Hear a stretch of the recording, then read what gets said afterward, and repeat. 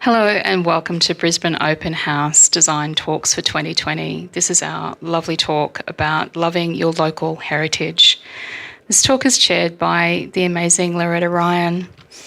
With over 30 years experience in the media industry, ABC Radio Breakfast is in very safe hands with Loretta Ryan and her co-host Craig Zonka.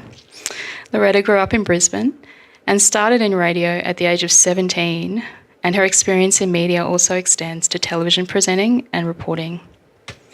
A passionate Queenslander and a rugby league tragic and a former aerobics instructor, Loretta can't wait to spend her weekday breakfasts with you.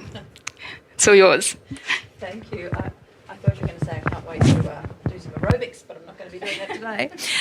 It's lovely to be here, and I can't wait for the conversation today because we all love to find out about our local heritage, where we've come from, where we're going maybe in the future. It's a final panel discussion too for Brisbane Open House, this speaker series, which has been just wonderful to listen to and to watch. So I hope you've been enjoying it.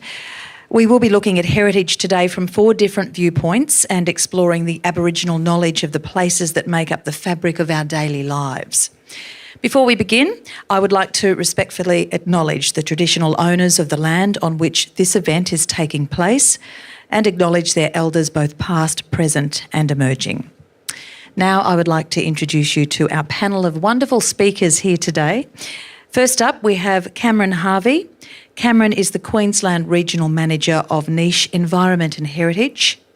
He is an experienced cultural heritage professional with a background in historical archaeology and non-Indigenous cultural heritage management in Queensland, having worked in these fields for over 20 years. Next, we have Mundanara Bales. She has more than 18 years' experience working for both Indigenous and non-Indigenous organisations in New South Wales and Queensland. Mundanara is the Managing Director and co-founder of the Australian Black Card Proprietary Limited, which is a 100% Aboriginal owned and operated business that provides cultural knowledge, training and tours. And she is also the host of Black Magic Woman podcast. Next, I'd like to welcome Dr. Margaret Cook. Dr. Cook is a history lecturer at the University of Sunshine Coast and holds honorary research fellow positions at La Trobe University and the University of Queensland. She has been a freelance historian for many years, working in the heritage, museum, government and private sectors and publishing on numerous topics. And finally, I would like to introduce Tom Blake. Tom is a heritage consultant and professional historian. He has extensive experience in undertaking cultural heritage projects in Queensland, including conservation management plans, regional and local surveys, statewide surveys, thematic studies and heritage impact statements. Welcome everyone. And we were talking a little bit before about historians and archaeologists and how they see the world. How do you see the world? Come on, do you all get on? Who's going to answer for me? Cameron? Yes, we do. But I think historians and archaeologists, we often investigate the same things, but we often use different tools. Mm-hmm. Sometimes the same tools, sometimes different tools as well. But we certainly do get on the whole.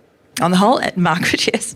I agree. I think we also ask different questions. And I think when we get the different disciplines together, that's when the synergy and the exciting things happen, where we challenge each other and can try and solve bigger issues than just the one we're looking at. Well, the questions are important, aren't they? When you say you ask different questions, how different are they?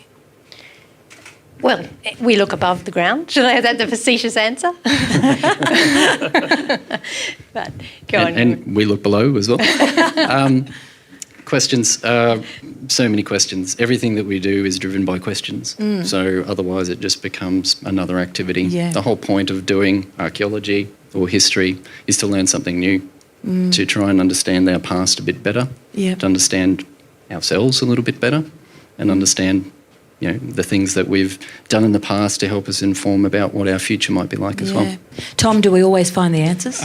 No, I kind of beg to disagree a little, actually. Okay. Yeah. See, I love this. Because to me, if I'm investigating, say, a building, clearly you're going to look at the written documents, but to me, the building itself, the stuff, is is just as important. And as a historian, I think it's important that you develop those skills to interrogate stuff as much as it is to go to the archives. So I don't, to me, it sort of really meshes together. And I think I don't like those sort of artificial divisions. I mean, there are good archaeologists that are also good historians. There are good historians that are good archaeologists, and vice versa, where it doesn't work, So I kind of think one needs to keep your eyes open and develop a range of skills. And there's plenty of examples where those two things just sort of flow together. Yeah. It's all about curiosity, isn't it? Absolutely. And Mundanara, there's been some growth in the curiosity, of course, of Aboriginal and Torres Strait Islander culture in recent years. These stories are embedded in the land. I suppose there are some gaps too, and people aren't understanding. How do we make them understand? How do we find the information? It's a big question. How do we make people understand? Well, I guess going back to being curious about our history, being curious about what we have around us, why things are the way they are, why are we the way we are. I would say that, from my perspective as an Aboriginal person, every man and his dog has had a chance at describing us as Aboriginal people, right? For a long time, we're seen as the missing link between animal and mankind, which is quite strange to me. In terms of Aboriginal people now today, we're describing ourselves for the very first time in our whole history, and I think that's what's really important, that it's not an anthropologist, an archaeologist, a sociolinguist like Lieberman or Tyndale, trying to describe us and tell us who we are, where we come from. So what I would say is that the more that Aboriginal people, describe ourselves to people, we're letting people into our culture, we're letting people in to understand our experience, because it's been very different to a lot of non-Aboriginal people in this country. So I think it's really powerful that Aboriginal people are in a position now to describe ourselves to the rest of the world, which means we're actually having conversations with people, whereas 20, 30 years ago, we wouldn't have been having those conversations with people. Yeah. I wouldn't be doing business, I wouldn't have made it in business because a lot of people weren't really interested in Aboriginal culture. There's a whole negative connotation to the word Aboriginal. So a lot of people don't even like the term Aboriginal. So I would just say that how do we get people curious about our history in this country? People like Bruce Pascoe, he's written that amazing book, Dark Emu. A journalist like Stan Grant did that documentary called The Australian Dream. So the more and more Aboriginal people are telling our stories, I think the more and more curious people get to go, hold a minute, what we've learnt, most of what we've learnt about Aboriginal people is actually incorrect. And is there, you don't want to lay the blame, but going back, I know to my schooling, in primary school, we certainly didn't learn a lot. You'd do a project and you didn't learn, and you wonder why that is, and you feel guilty for not knowing more or not being taught, but where does the blame lie? Well, I don't think it's about blame. What I think, to be honest with you, if we start talking about blame and guilt, then we're kind of starting from a negative standpoint or a negative view. I always say to people, it's about drawing from our strengths, not from our weaknesses. So where are we today? I think we're in a position, especially here in Queensland. We've got the Queensland Teachers Union for the very first time offering professional development to 50,000 members to be culturally capable. That's never happened. We've got educators now for the very first time that are actually, they've got a toolkit, they're educated, they've got knowledge, and they can give justice to a lesson plan where it's about embedding an Indigenous knowledge or perspective into the curriculum. So I would say that Queensland's doing a really good job first at educating educators. So even though it was left out of a lot of people's education, educators, I don't think they should get the blame either. That they don't feel confident teaching an Indigenous perspective in a lesson plan because they don't know. No, it wasn't done. Is this right or wrong? Who wrote this? A lot of the literature, when you think about it, about Aboriginal people, culture, history, philosophy, about 90% is written by non-Aboriginal people. So what's true, what's not true? Yeah. I don't know. I just think that the more and more we have these conversations and people start to become more curious. Tom, local heritage, is often overlooked, undervalued as well. Very different, I guess, to what we would expect. As a historian with considerable experience in locating, I suppose, a lot of stories of the past, which we love to hear about, I know I do, give us an example you want to tell us about. Okay. Well, I know you've got plenty. I've got Pick plenty. your best one. And I think just getting back to your thing about curiosity, that is so important. And in a sense, every day there are things before us that if we become aware of them, can just open our eyes to a whole different world in this city. Well, let me give you an example of a house at Manly. It just is so average. You wouldn't sort of think twice about this. It's a little cottage built in 1906, like hundreds of buildings around Brisbane and Queensland for that matter. And yet there is an incredible story with this building that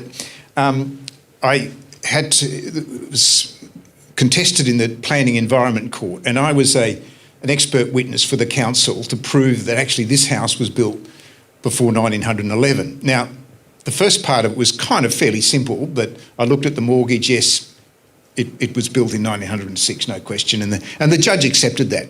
But when I looked into the story of who owned the land and who built it, it opened up an extraordinary story, and it was about a woman called Frances Howard. And in those days, if a woman bought a block of land, it was always referred as to so-and-so, the wife of so-and-so. So, although it was in her name, a husband was always mentioned. What was interesting is that when I more explored about Frances Howard, she'd owned other property in Manly. And also I found that in the early 1900s, she was actually wheeling and dealing in real estate. Quite extraordinary. And this is a woman, she'd come probably just as a domestic servant to Queensland in the early 1880s, married, had 7 children, 4 of them died in infancy, 2 in stillbirth. Extraordinary. That alone is extraordinary. And so it really, I just thought this was so unusual that a woman like this owned not just one property, but several. And when I was doing research on this, and I talked to someone in the titles office, and I said, look, this must have been exceptionally unusual that a woman owned land. And he said, no, it was common.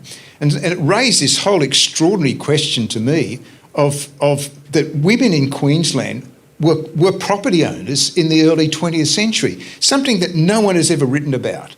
And it begs for more research.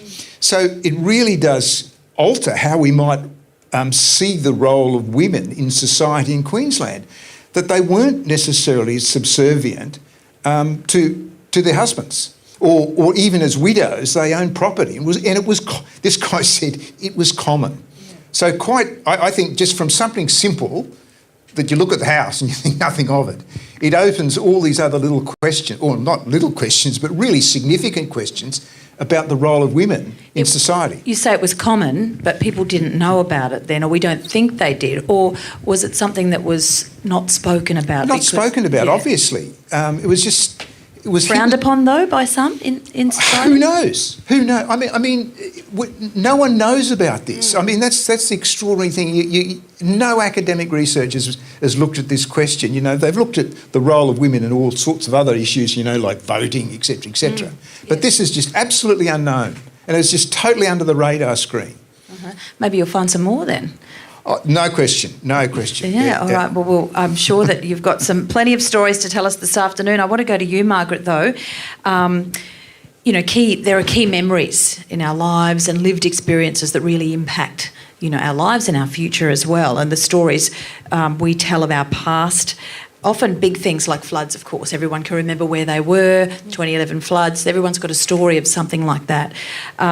Can you tell us about the Brisbane floods and just the impact that had? Yeah, absolutely. And the thing I wanted to share was a flood marker down in Mary Street. So on the side of Nuldum House is a marker of 4 metres, and that's the 2011 flood that we all remember and we think it was extraordinary. And then you look above that and there's the 5 metre mark, and that's the 74 floods that I can remember. Yeah. And then you look way, way above your head, and there's the 1893 floods, and that's 8 metres. And then if you go to the Indigenous record, the Aboriginal stories tell you of even bigger floods. The 1841 flood was larger, and then there's floods before that. So we think of the 2011 as the big one. But if you look at our past history, it actually shows that there's been lots of them. And there'll be floods again. But this is hidden away. You walk past it. I've walked past it lots of times and not noticed it. It's hidden. And our hidden heritage is actually really interesting. You can find these little snippets that's just a few marks on a wall, and out comes that huge story that has impacted on so many of our lives. Well, we're seeing a similar thing now, aren't we, with coronavirus and the Spanish flu? Yeah. People are going back there comparing what happened in Brisbane to what's been happening with COVID. And I think it's really interesting in times of crisis that we do look at our history and we look back on past experiences. And maybe we're seeking comfort or knowledge or understanding, I don't know, or just to try to make sense of our life. As you were saying before, your curiosity, has this happened before? What did we learn last time? And I think that's the value of history as well. Well, someone was saying too about the shops being closed and things like that during this COVID time. But then I go back to thinking, well, people have been through the war.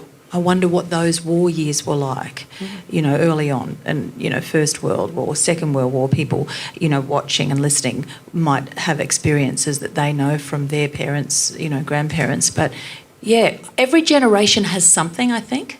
And the Depression as well, that's another story. Well, I was just going to add, how did Creek Street get its name? A lot of people wouldn't know that there was actually running creek underneath a lot of the buildings and roads here. I didn't know that. I was at a nightclub in Adelaide Street going back a few years. I'm not that old. But I was at a nightclub and this owner of the club says to me, he's banging on the dance floor, he says, do you know under here there's running water? And I was like looking at him. I said, oh, okay. And literally he said he was probably about 65 then. He said I was a 15-year-old doing my apprenticeship when this building was being built, and I literally saw the water running from my own eyes. Mm-hmm. Then I was speaking to some of the traditional owners here in Brisbane, and they spoke about Creek Street and that fresh water running and how they used to meet up around Roma Street, and that was a place of gathering. So it's really interesting that even some of our streets, Creek Street, you know, a lot of people wouldn't even know how did Creek Street get its name. Yeah. Well, it runs down the creek ran from sort of Roma Street in front of the City Hall, and there was a major drain built in 1860, and then it ran down Adelaide Street into Creek, and when it comes out in the river still, there's a drain. You can actually drive a car up it, it's that big. But the drain, when they built the inner city busway, there was this quite significant drain built in 1860, which had to be demolished and is now in the busway station at Roma Street. So it's all part of it. But yeah, it's been there forever, that creek.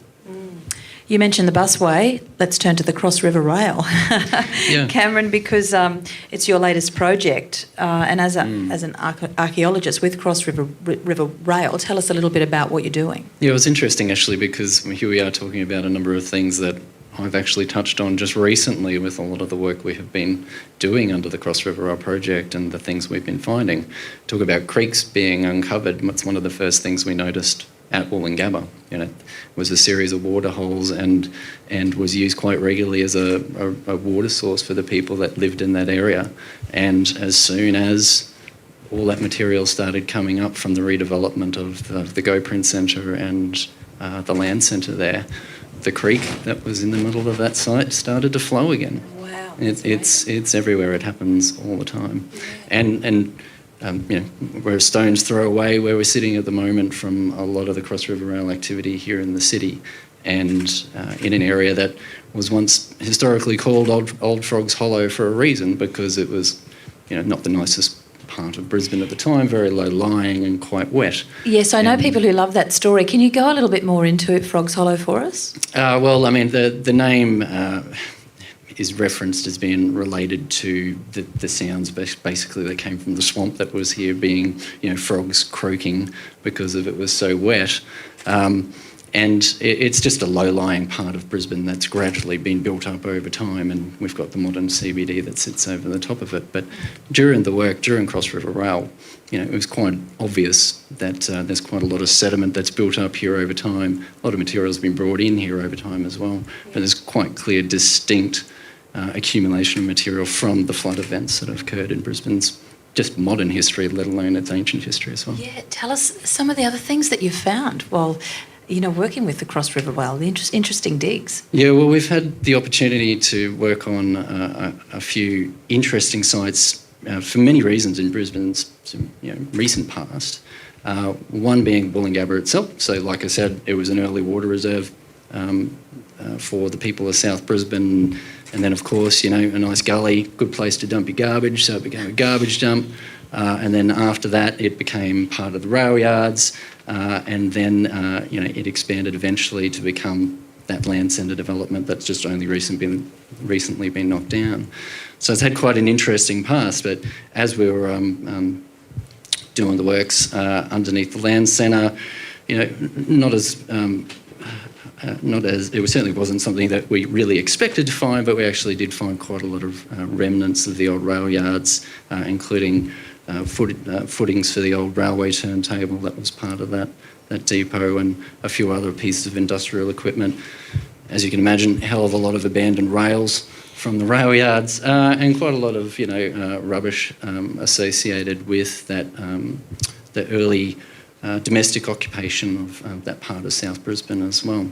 When you do find something like that, something from the rail yards or anything, then what's the process? How do you go about then finding out its story? Oh, there's a very long process around that. A lot of it is luck as well. A lot of the material that we actually do uncover through a lot of this archaeological activity, it's not necessarily something you're going to find a direct record somewhere to tell you the complete story. So is that where Tom comes in?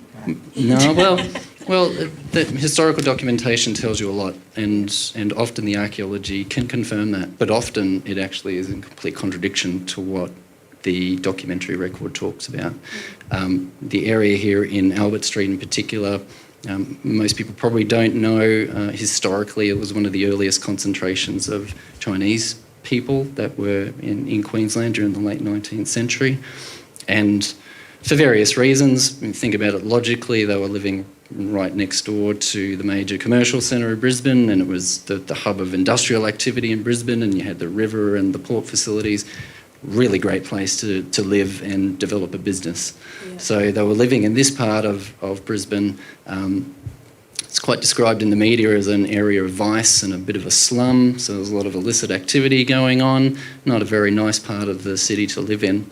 However, when you actually look at the archaeology, it's sure, they're there, that there's evidence of that vice, there's evidence of smoking of opium, there's lots of Chinese coins, there's lots of pottery and ceramics that are associated with Chinese, what you would expect. But there's also a very high mix of material from Great Britain, and evidence that, not only were the Chinese adopting, British ways of life, but there was also quite likely a high proportion of non-Chinese people living in this area. So the archaeology tells a good story, not just about the obvious, but also a lot about that hidden history that the documentary records don't necessarily allow us to see. And a lot of people, Margaret, like to look back into their hidden history, don't they? When you talk about people who came here before us, they're, part of their family. Do you find that too in your work? Oh yeah, one of the things that's become incredibly popular is genealogy. And if you go to any archives or libraries, they are full of people doing their family history, and it's just become the thing, hasn't it? It doesn't matter what race, where you come from, how long you've been in Australia or anything. The commonality is they want to know about their families. Yeah. How much can they actually find out? It is actually incredible what they can find out. There's shipping records, you can find births, deaths, marriages, the newspapers, there's so much more online. It's incredible, the detail. It's again, curiosity and the questions you ask. And through the archaeology, you can also work out how much they were drinking and what they were drinking as well. I think it's interesting to say that the great game changer in history and archaeology is the access to newspapers online now. That is an utter game changer in so many ways. It really has revolutionised history, and I don't think history's quite woken up to it, how revolutionary it is. It's just quite extraordinary, the things you can find. But just getting back to Cameron's point, I think what's really interesting about what they've found is that and this is a good example of where archaeology really comes to the fore, is that people, you could look at all the documents ad nauseum of Brisbane in the 19th century, but it's how people are looking at the documents, and they will always overlook. I mean, there'll be a stack of stuff in the documents about the Chinese, but no one, you ignore them. It's ignored. You know, think, oh, well, they didn't really. But it's only when you actually uncover the stuff does the penny drop. Yeah, and it points you back to it. Yeah. Yeah, and that's the value of it, because people are always overlooking and not seeing things in history all the time. I mean, they did it with Aboriginal people for a start, but I mean, and then all of the thing, you know, suddenly, Yes. So that's, I think, some of the differences. And again, it gets back to this curiosity and keeping your eyes open. Yeah, and Mandanara, would you like to pick up there about, the things that have been hidden from us? Yeah, well, I was just curious with the opium little utensil. The opium pick. Yep. Was it the opium pick? I've never heard of an opium pick. But just recently I interviewed Dr. Fiona Foley for a podcast that I do, and Dr. Fiona Foley has just launched a book yesterday called Biting the Clouds. She also has a book called Black Opium. And at the State Library, as part of our cultural tours, walking tours, history tours, truth-telling tours, whatever you want to call it, Black Card tours kind of take people around Brisbane, South Brisbane, over then to the city, and we activate public Aboriginal and Torres Strait Islander art. So, you know, art is a draw card, especially for international tourists, right? But then domestically, and for Brisbaneites, for them to actually get a new perspective of Brisbane, the city that they live in, the city that they know really well they thought they knew. In the State Library, up on level 4, you're talking about genealogies and people going to the library. I'm in the library a lot, taking people through Fiona Foley's installation there, which is about the Opium Act and the opium trade. So up on the ceiling of level 4, there's this infinity symbol of opium poppies that are suspended from the ceiling, metal poppies, and there's 7 booths that are connected to that major installation that talks about Queensland's history. The restriction of the sale of opium and the Protection of Aborigines Act 1897, where opium was widespread in terms of the use of opium, but also the payment to Aboriginal people for a hard day's work. They were paid in the form of opium, but it wasn't proper opium. It was actually the ashes of opium. So they're working their butts off, and here they are getting some black ash, right? The ash of opium. And what they did with the opium is they put in a little bit of water, and they would literally stir that around in their little cup or bottle, and they would drink that and still get the same impact or feeling of being under the influence of opium. Get addicted to it. It was, what a great way to get your workforce to turn up to work tomorrow. Yeah. Get them hooked on opium. Yeah. But in the State Library, you look at one of the study booths, there's people in there studying every day. I don't think they actually know what's on the wall. In one of the booths, it's got every single town in Queensland and how many opium licences were issued by the state of Queensland. There was opium dens right across Queensland, and they were selling opium. So it was widespread throughout those days, especially in North Queensland. But the fact that they were paying Aboriginal people that were under the Aboriginal Protection Act, working out on cattle stations and properties, they were paying them in the form of opium is just, for me, I kind of think, how come we don't know about this? They took the Chinese out of business. It was the largest form of revenue at the time for the state of Queensland was the sale of opium licences. Yeah, so I think it is really important that we understand our history, the good and the bad, not just the parts that make us feel good. And when you talk about addiction and problems that we're seeing, it started back there. It sort of set a precedent, didn't it? Yeah. It definitely started back there, but it's really good that Fiona Foley's been really brave, right, and putting these art installations in hopefully in people's view, like as people walking past, at the back of the courthouse, looking at Roma Street Parklands, she's got another installation there, and that refers to the 97 massacre sites in the state of Queensland. So when we're talking about history, and talking about opium and talking about Aboriginal people living on reserves and whatever, what about the 97 massacre sites? And that's interesting because Fiona was saying that people are walking past this installation every day, and it's got these big kind of stakes coming out of the ground, and on the stakes is this black ash. And first she kind of told people, she lied. She told people that it had to do with the floods and the natural disasters and the bushfires. And it was actually the ashes of all the bodies that they burnt after they had massacred a whole lot of Aboriginal people to hide what they did.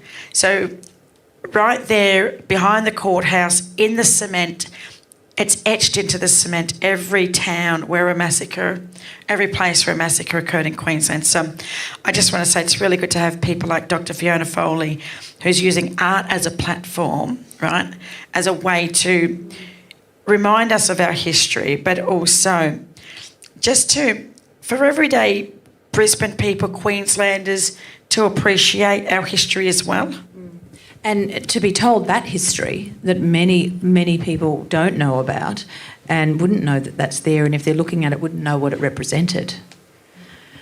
Tom, I know that you want to talk about another immigrant story that you have here in Brisbane. We've heard about the Chinese, we've heard about, we hear about Irish and Scottish and British, but you've got somebody else.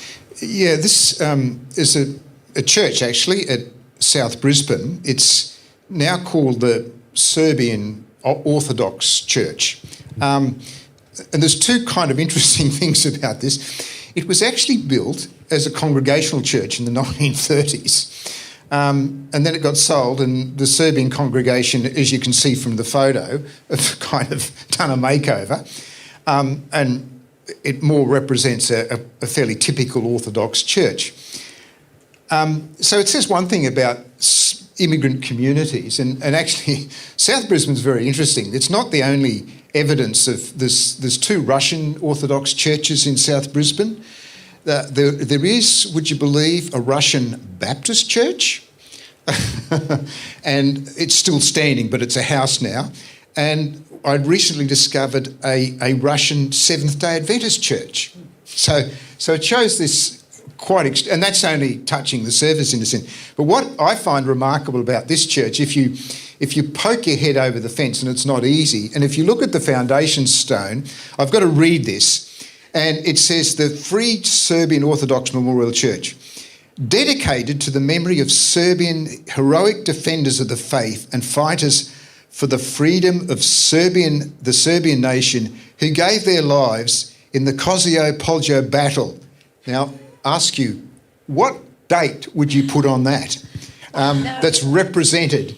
And it's actually the 28th of June, 1389, and in battles up to the present.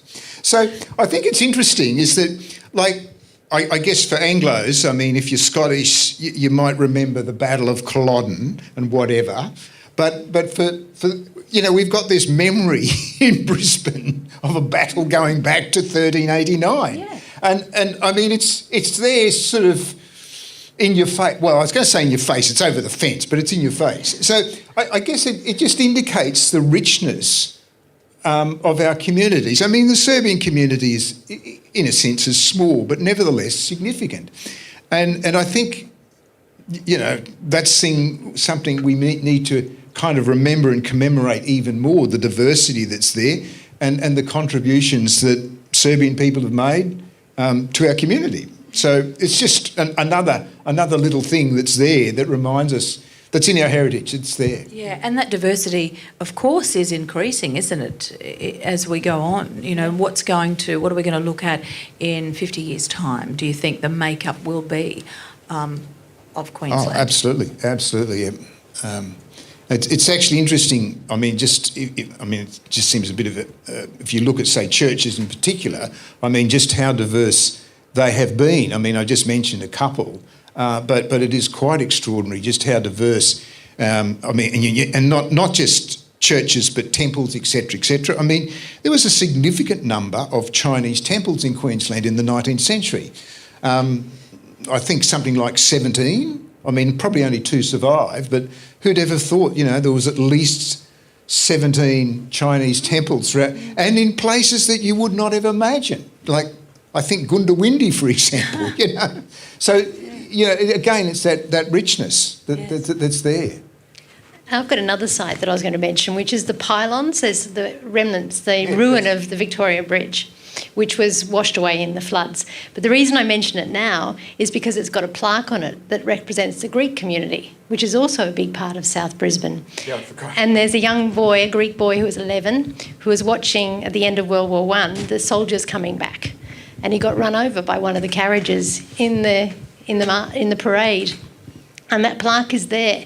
And when they restored the pylon, they put the plaque back. It's got a photo of his face.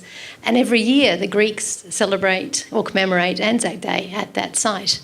So that's the Greek community. And it's not in a church and it's not in a Greek restaurant as we might think. It's hidden in a ruin, tucked away near the State Library. Yeah, and gee, that's such a powerful story, isn't it? Such a sad story for them at that time. Yeah. But they're still remembering it. What about the Story Bridge? And that that recently celebrated its 80th birthday.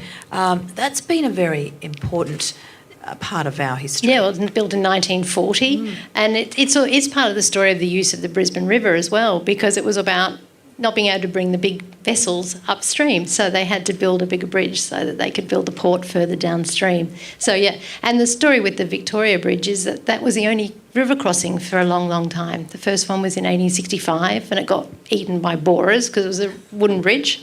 Then the next one got washed away by the 1893 floods, and then they had the 1896 floods that washed the next one away, and then that one. And then for a long time, until the 1930s, that was the main bridge to get across from the north side to the south side. And it marked the demise of the south side after those floods, and people moved north. And so then they start building these other bridges like the Story Bridge and Grey Street Bridge and so on. I was just going to add to that. I'm not too sure if I'm correct or not, so maybe correct me if I'm wrong. So the war happened in 1940. Around 1940 there was a war on. Yep. And some of my old people talk about how all of the men went to fight in the war. And here in Queensland, buildings needed to be built, roads needed to be built, bridges needed to be built. Where was the workforce? Aboriginal people. Aboriginal people built the infrastructure of the state of Queensland around the 1940s, and their wages were withheld from them. So not only was the infrastructure and they were labour, but they weren't paid for their labour. The money went into a Queensland Government trust fund, and there's records there with Dr. Ros Kidd's work. Every single transaction from Queensland Government departments using the stolen wages as a slush fund, there's evidence that clearly suggests from Dr. Ros Kidd's work that the Redcliffe Hospital was built with the stolen wages. Mm-hmm. So my dad used to wear a T-shirt, his name was Tiger Bales. He used to wear a T-shirt and it said "Stolen wages built this state," and it was a Queensland it was a Queensland map. And I never understood that as a young person growing up. What did stolen wages build this state? What did that T-shirt mean? But every time he wore it, I realised people looked at him. It's like walking around Brisbane with "Always was, always will be" T-shirt. People look at you and they read it and they look at you again, and my husband always says to me, "Why did you have to wear that shirt to lunch? Why didn't you get dressed?"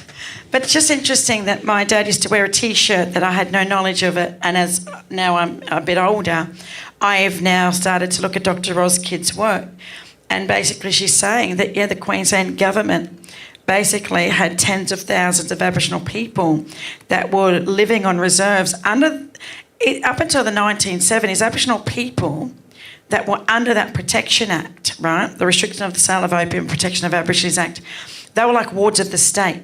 So they were owned by the government. Every aspect of their lives was controlled by the state.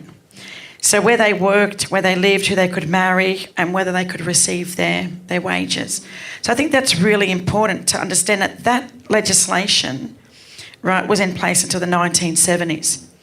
In the 1950s, Albert Namatjira, we're going to the Northern Territory now, but this is really important in terms of history. Albert Namatjira has there's an amazing collection or an exhibition at the Art Gallery at the moment.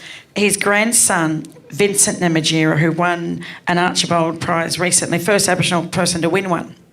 Anyhow, the Namatjira story is basically that he became the first partial citizen, Aboriginal citizen, in the 1940s or 50s. And the only reason why the Australian government gave him partial citizenship is so they could tax the sale of his art.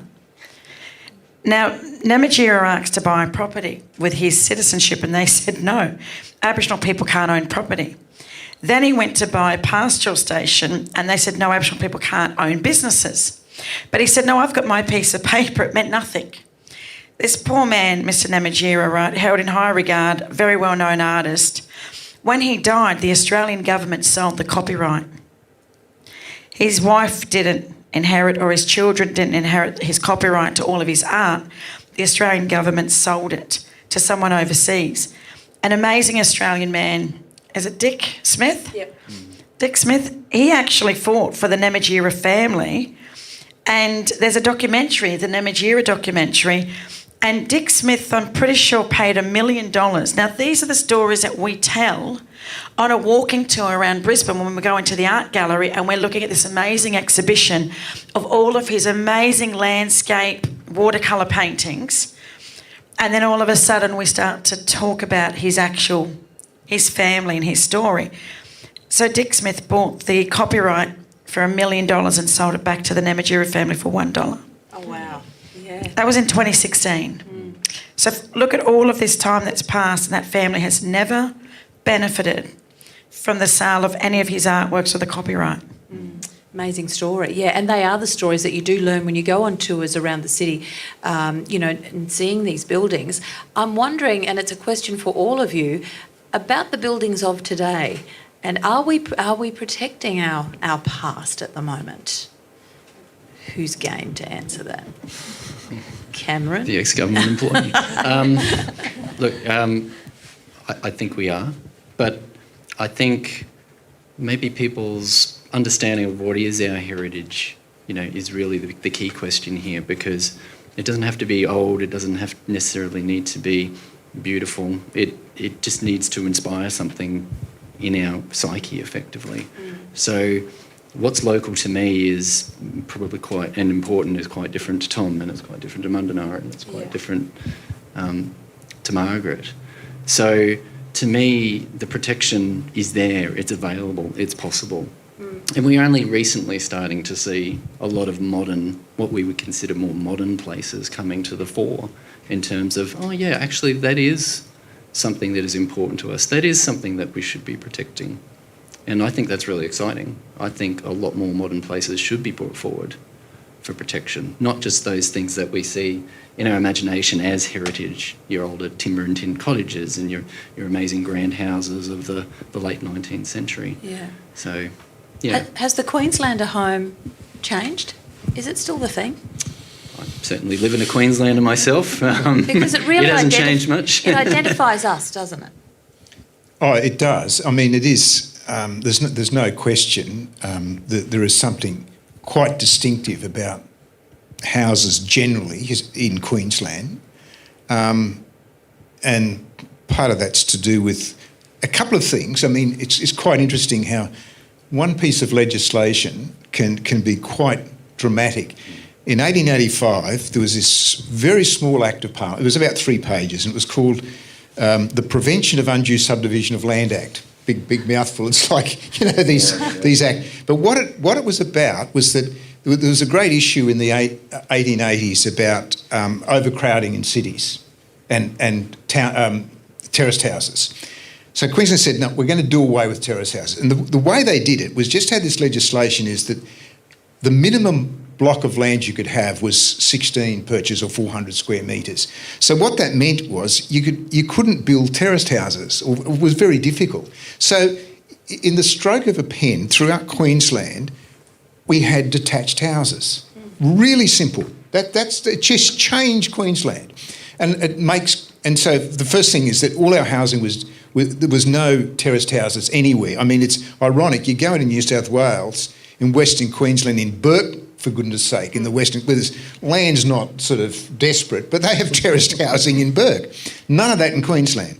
The second thing is we had an extraordinary, well, almost still have, an extraordinary abundance of timber, and good timber for building. I mean, we're just exceptional. And so housing was really cheap. And so that kind of formed the way, and it was true on Aboriginal reserves as well. They were the same, all bit smaller, much smaller houses, but it was the same everywhere. We had timber houses with kind of variations of things. Timber housing, corrugated iron roofs, and often high set, but that there's a bit of a variation in that, but pretty similar. I mean, that's the extraordinary thing. Wherever you go in Queensland, they're kind of all the same almost. But important. I mean, unfortunately, I mean, what's happening in some parts of Brisbane, I mean, these houses are being done to death, and there's obscene sort of policies. You can raise it up to 9.5 metres. I mean, I find just utterly incomprehensible that that's happening, and just defeats the whole purpose of these houses. Yeah. You wonder, what we want now when we have a house. What is it that we're looking for? Is it a statement piece, or is it a home, you know? You wanted to say? Well, the thing with the Queenslanders is they're incredibly adaptable. You can move them, you can extend them, you can modify them. But that's also their downfall, because we're moving them on the block and putting an extra one in and changing the character. So that suburban block that we've treasured with our, Hills Hoist and our mango tree is going to be a thing of the past because of urban density. So we have to think about what we want our city to be like. It's going to grow. It's going to probably double in size. So we've got to manage that. And maybe we think about different areas that are high rise and so on, and leave the character alone. I was going to say, well, I'm moving to Mount Coolum. 3 weeks counting down to get out of Brisbane and do a sea change. But it's interesting because I was looking for houses here in Brisbane. I live at Cannon Hill, and I was going to all these house inspections, right? My husband was booking them all in because he's the stay-at-home dad looking after 5 children. That's why, with all the COVID and all the toilet paper we were talking about earlier, my husband went stupid.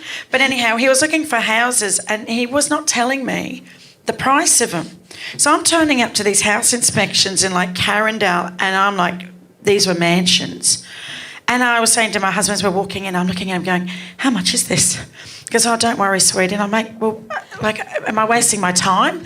Anyhow, I'm talking to the real estate guy, and I'm like, so how much is this? Oh, yeah, it's 3.5. And I'm like, 3.5 million? And he goes, yeah. And I looked at my husband, I'm like, what are we doing here? We're under $1 million. We can't afford to buy a house in this suburb. So we started looking at the Sunshine Coast. But it was interesting because I said to my husband, what kind of house do you want to live in?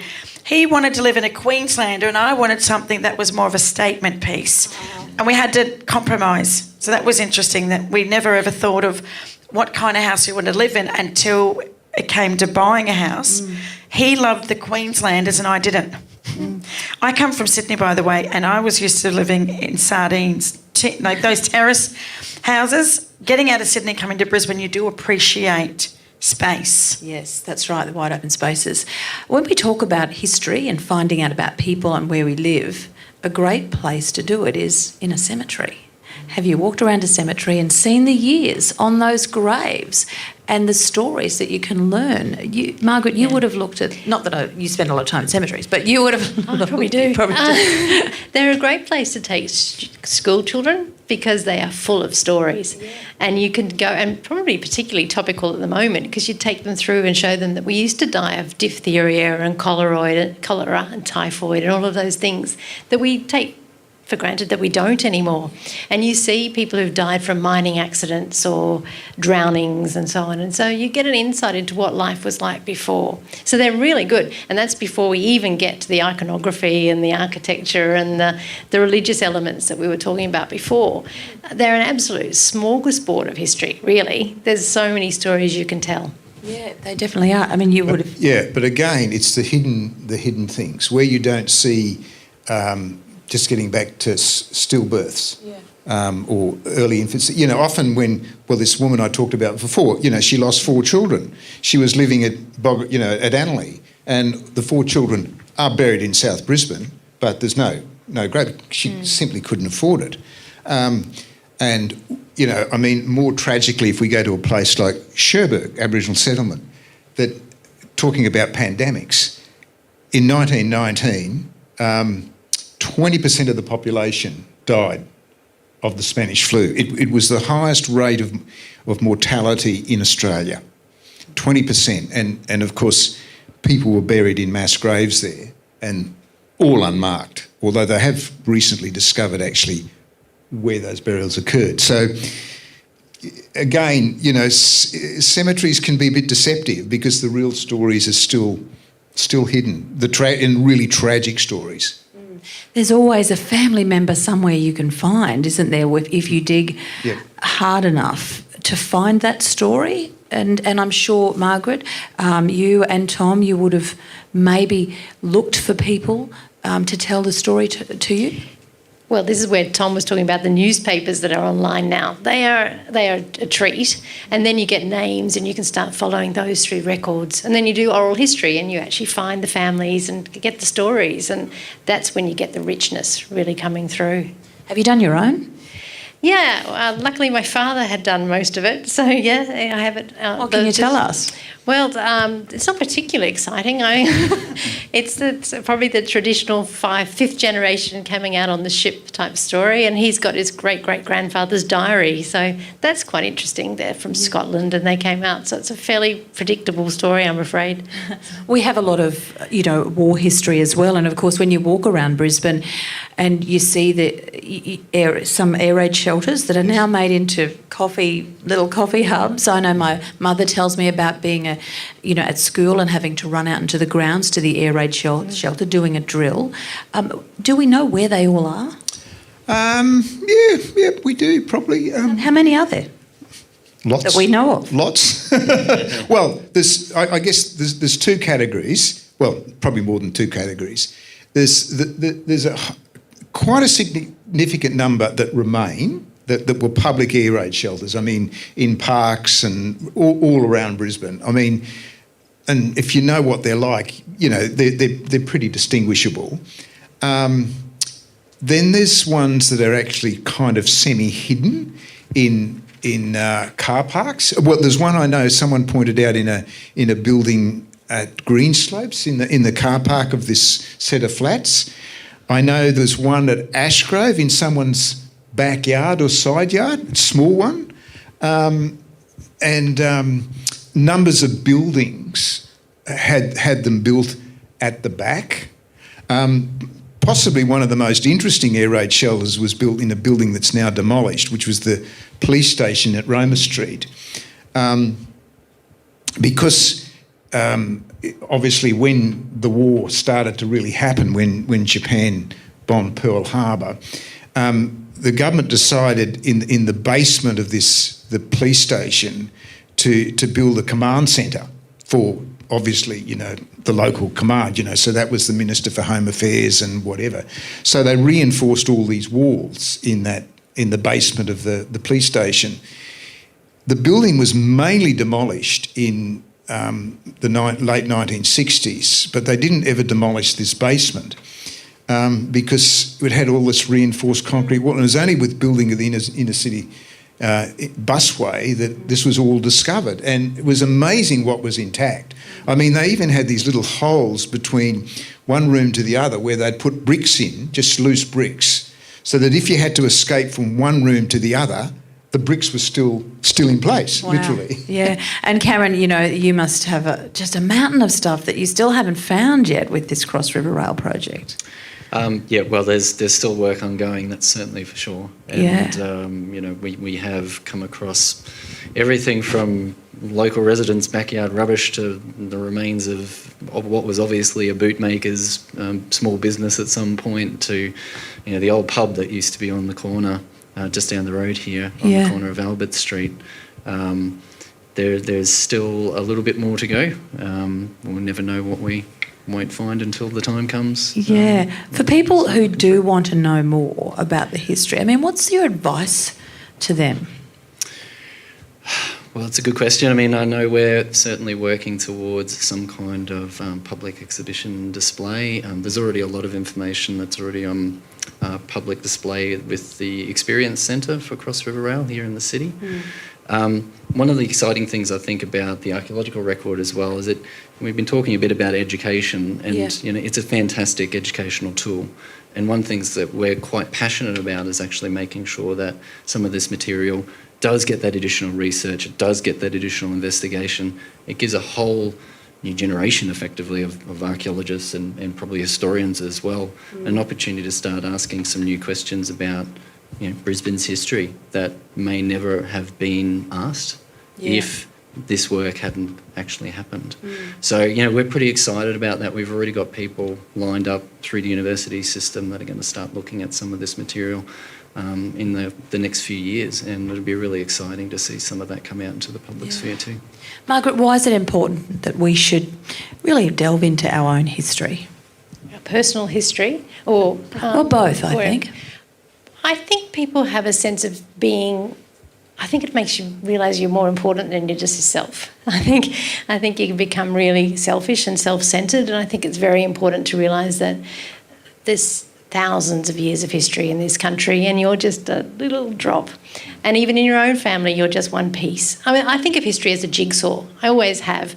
And you go and look for that little piece. It's the jigsaw puzzle that you're putting together. And each one of us will have different pieces that we can put in that. You'll probably never get the whole puzzle solved, as you say. You can always keep looking or find another puzzle. But to me, it brings a richness to your life. When you look around you, with some historical context, I do think you see the world better. I think you make better decisions and you're a better citizen, perhaps. That's my aspiration anyway.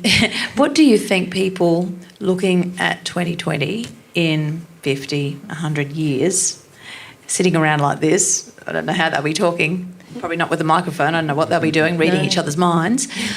What will they be saying about us in 2020? They'll be talking about COVID. I can almost guarantee that, because that is our watershed moment for this generation. Just as we're talking about wars and depressions and so on, they will be talking about COVID in 50 years, because I think it's a really big game changer. I thought it would be the moment that we would change the world in a positive way. I'm not quite as convinced we will, but I think that will be what we'll be talking about. As for what technology we have, I mean, we've probably seen more changes in this generation than before, but every generation thinks they're new and exciting and things have not happened before them. I still think the printing press was one of the best things that's ever happened, much less an Apple iPhone. So I don't know what we'll be thinking, but I can pretty much guarantee that we'll be talking about COVID. Yeah, I'll get an answer from each of you. What do you think, Cameron, people will be talking about? Oh, I'll speak as an archaeologist and think that COVID's going to change the way that we have been living, and it already has, and there will be long-term effects to that, and it will affect the material culture that we are now leaving, because we are constantly creating a new archaeological record. So the archaeologist of the future is going to see, I think, a sharp change in the consumption of the materials that we're using and utilising. There's certainly going to be a hell of a lot of face masks and things like that in the archaeological record. Definitely. But there will be a noticeable shift in patterns of consumption, and I think the future archaeologist might be able to see that. Mandanara, what about for you? I just can't help but think that, this is the oldest living, well, Aboriginal culture is the oldest living culture in world history, and the fact that in 250 years we've kind of wrecked the place. How are we going to have the next generation grow up and actually look after this country? To ensure that our history stretches as far in front of us as it does behind us.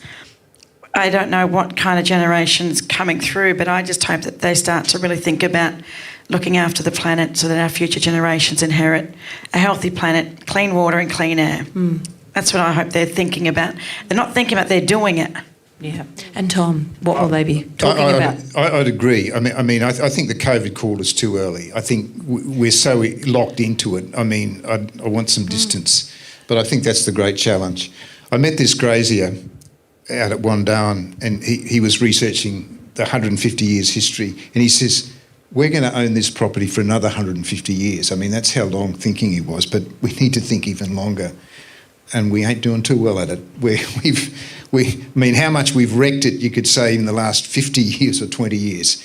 We've done a good, and we really have not woken up to the fact that we're consuming too much. We're absolutely destroying this planet so rapidly, and that's the real challenge. And the thing about history, and when in the long term, the global history, we think, people looked after this place for a long time, carefully. Yeah, that's the challenge. Yeah, that's the challenge, and that's the message. Keep looking after this wonderful planet, and you never know what you might find, what is lurking beneath all the wonderful stories. And let's hope they're going to be talking about us too. Thank you so much to the wonderful panel, Tom, Mandanara, Cameron and Margaret. It's been great to have a conversation with you today. That's our final panel discussion for Brisbane Open Houses series, and loving our local heritage. And please keep loving it. Bye for now.